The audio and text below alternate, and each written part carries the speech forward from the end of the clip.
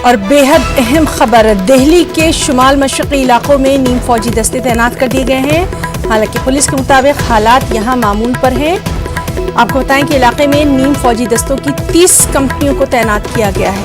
फसाद ज़दा इलाकों में फोर्स का फ्लैग मार्च जारी है और अमन कमेटियों ने भी लोगों से पुरअमन हालात बरकरार रखने की अपील की है।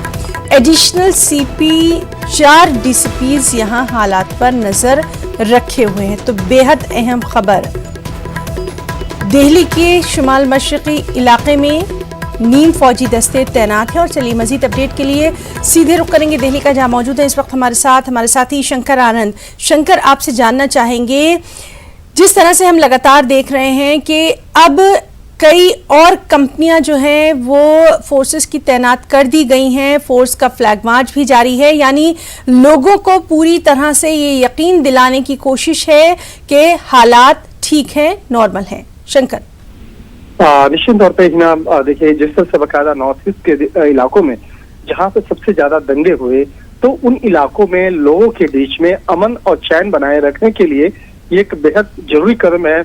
और इसी मामले की नजाकत को देखते हुए दिल्ली पुलिस और साथ साथ में जो पैरामिलिट्री फोर्सेस के जो जवान हैं, उसके जवान जो है बकायदा फ्लैग मार्च कर रहे हैं, लोगों से मिल रहे हैं, हर गली मोहल्ले से गुजरते हुए बकायदा फ्लैग मार्च निकाला जा रहा है, जिससे कि लोगों के बीच में एक अमन और चैन का जो एक संदेश दिया जा सके।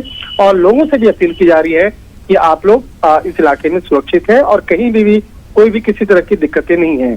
तो एक तरह से कहा जा सकता है कि गृह मंत्रालय के द्वारा एक पहल की जा रही है और इस मामले में सख्त निर्देश दिए गए हैं कि उन इलाकों में जाकर के फ्लैग मार्च करना है और इसके साथ ही इलाके के लोगों में एक विश्वास जगाना है।